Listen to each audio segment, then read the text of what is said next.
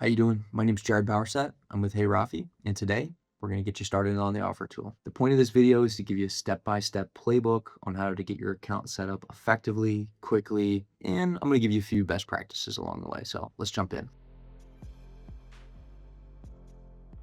First thing we need to do is enter our email address.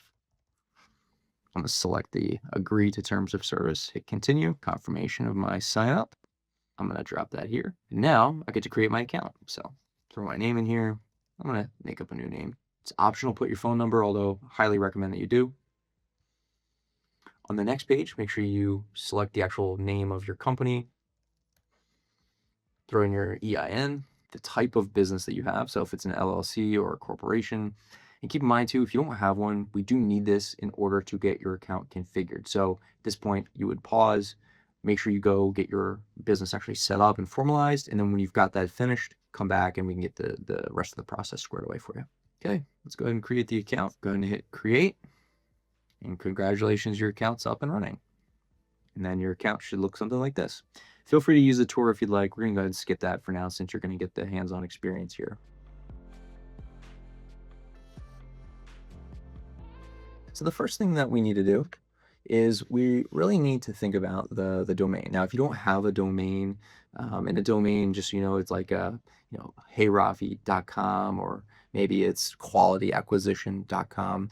You need to make sure that you go purchase one of these in order to actually use the platform itself. So you can purchase these through companies like Google Domains. You can purchase them from GoDaddy. So if you don't have a domain, it's important that you pause this video, go purchase a domain from one of those domain providers, and then once that's purchased, come back and complete the rest of the setup tutorial. The first thing that we really want to do is we'd want to come to settings. We want to go to email settings, and we want to add our domain.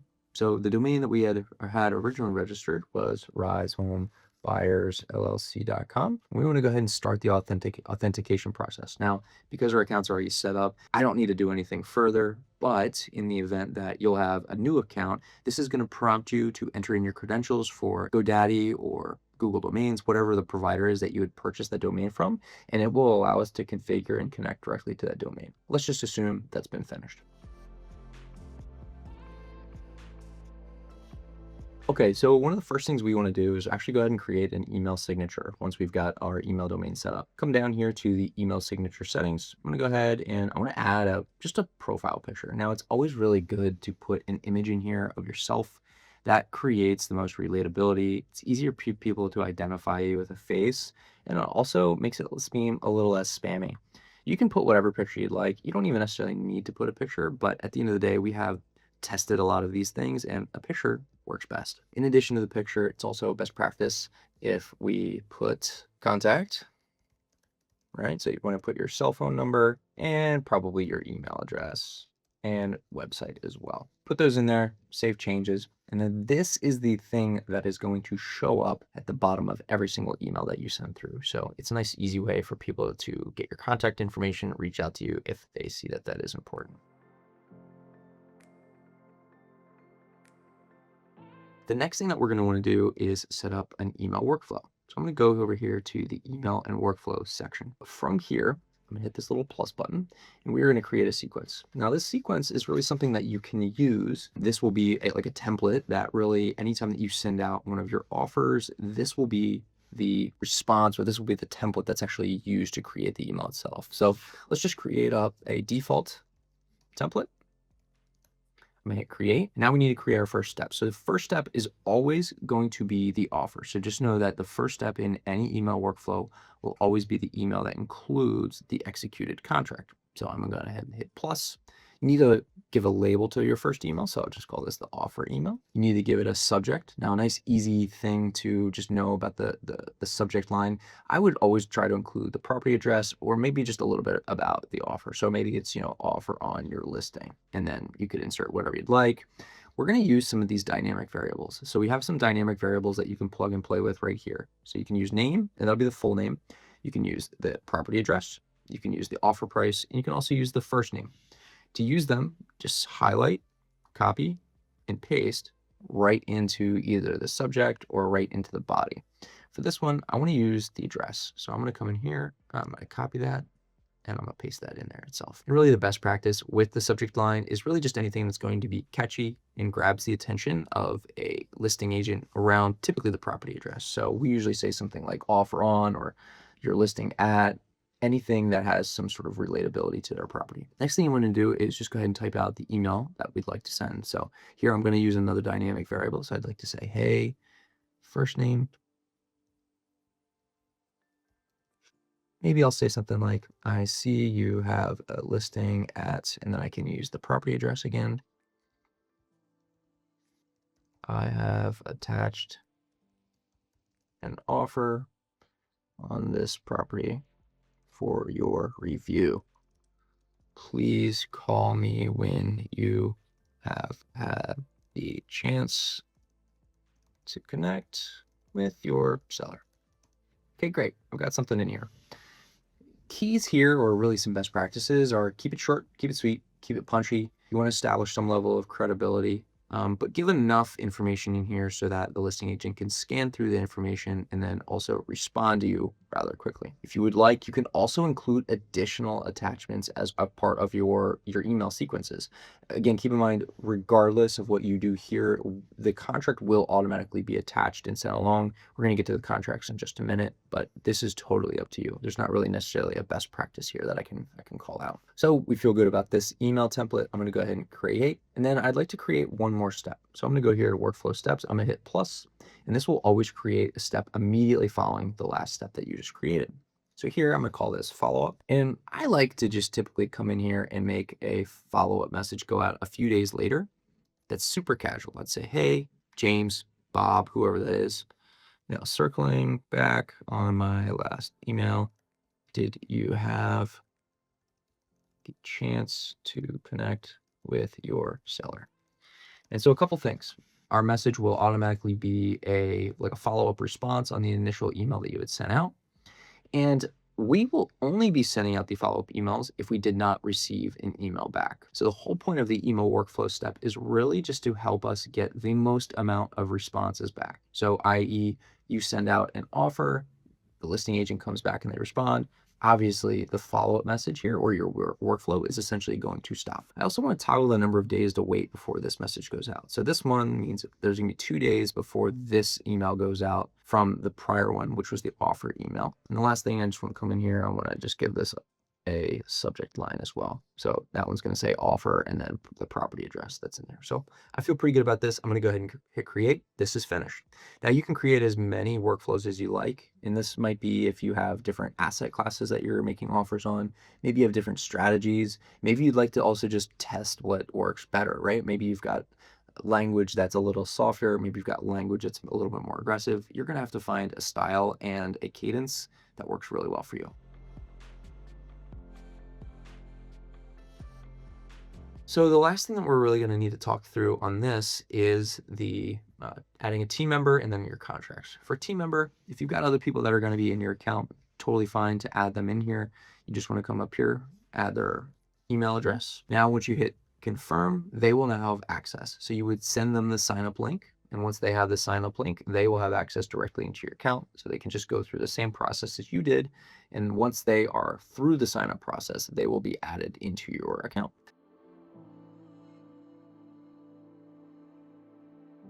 So the last thing I want to look at here is the contracts tab. Contracts is nothing that you will need to handle. Our team will handle that. But there's a few things that you need to keep in mind before you actually get your account started. The number one consideration is where you're going to be marketing it. It is a best practice to use state paper. And what I mean by state paper is, let's say I am sending out offers in New Jersey. Well, I'd like to use the New Jersey state contract in order to send those offers. And the reason I say that is because we have figured this out just from doing this a long time, that the absolute best way to do this, you will get the best response rate, you're going to get the best returns, is to use state paper. And the reason being is because you are going to be communicating directly with a listing agent. If you present them something that they are used to and comfortable seeing, they will in turn give you a better response rate, and they're also going to see you as a more reputable or authoritative source. So most likely you pick up the call and have a meaningful conversation with you. So let's say you're going to be targeting Ohio. The first thing you're going to want to do is go out and find an Ohio contract. We can use any just blank, more wholesale friendly forms if you'd like to do that. Really, that's totally up to you. But you would have to either figure out where those contracts are coming from, find a blank contract, and then get that information directly to us. Or I'm sorry, get that blank copy directly to us. Let's talk about the contracts for a moment. Once you've got a contract in hand, we want you to send that contract along to us for us to review. And the best practices for a contract is to keep things as simple and as clean as possible. And so you might come through, and some of the states are notoriously long-winded, right? They might be 20, 30, 40 pages long. As you can see here, the New Jersey contract's 14 pages long. But we are really just trying to position our contract in a way that starts a good conversation. So you don't need to fill this thing out to the nines. It does not have to be 100% perfect. Inevitably, no matter what you do, you're going to get questions from listing agents, from sellers. Why wasn't XYZ figured out?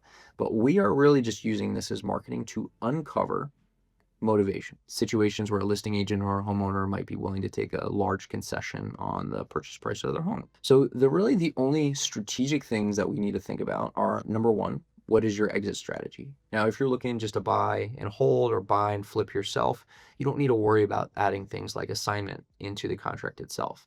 If you are strictly going to be wholesaling, we strongly urge you that you put some sort of language in there that just says, hey, we may choose to assign this contract.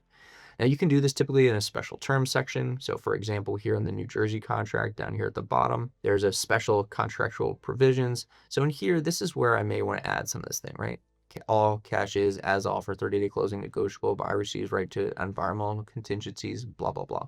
Maybe I want to put some sort of contingency in there around assignment. And the reason that this is a solid call out is because every state's a little different. Some states make it very explicitly obvious that you can't assign. That's okay. You can still do some things to get around that, but you need to make sure that you are transparent and honest with the contract as you're presenting it to somebody that you may be buying it from. There are really only 2 to 3 things that you need to think about. Number one is you need a good title company that you can work with, and you want to put that on paper to create some level of relevancy in your target market. If I'm targeting Arizona, I need to go have a title company or an escrow company that I can work with in Arizona. So if you don't have one of those already, go find somebody, connect with your local communities, make some phone calls. And once you've got the name of the person that you might be working with over there or the actual business name, you can then resume this video and we'll go to the next steps. The other thing that you're going to want to figure out is your EMD deposit amount. So it is customary that you are going to present some EMD money as part of the offer process. Here we have the $1,000 on page. It's very common to put 1% of the total purchase price as your EMD. This could be a couple $100. But you keep in mind, this is marketing material. So the higher your EMD, the better your offer stands out and more likely that you get a positive conversation. The lower that is, the more negotiation you might have to come up to. This is going to be a decision that you need to make. The next thing that you need to figure out is you need to choose how many days that you're going to have for due diligence. Now, in the world of MLS marketing, it's pretty typical to see 3 to 7 days. If you're targeting an off-market property, you're going to try and get about 30 days. You're not going to be able to get 30 days typically in most MLS situations. A good quality listing agent, they're going to want to see that you're moving quickly. So I recommend to choose somewhere between 7 to 14 days, depending on how confident you are in your buyer's process. Let's stop for a minute and talk about this. The reason that this number is so important, because especially if you're going to be wholesaling the property, one day you are going to get that deal under contract. And when you get that deal under contract, you only have as many days in the due diligence period to go get buyer activity before you are financially obligated to pay out that EMD. And that might not be a big deal, but it might be a bigger deal if you don't actually have an end buyer that's locked up. And now all of a sudden you're locked into this contract. You've also extended out money. You go to cancel the contract. Well, you're not getting your EMD money back. So the longer due diligence period that you have, that means the longer you have in order to go find a buyer and reduce your level of financial risk in the transaction itself. So once you select your EMD amount, once you have chosen your title company, we can really handle the rest. All we need to do is send us an email. You can send that to support@heyrafi.com along with the blank copy of the contract that you're looking to use and just the actual things that you would like us to fill in these various scenarios. We can provide a little bit of support, but at the end of the day, because this is something that's coming from you, it's very important that you handle this process yourself.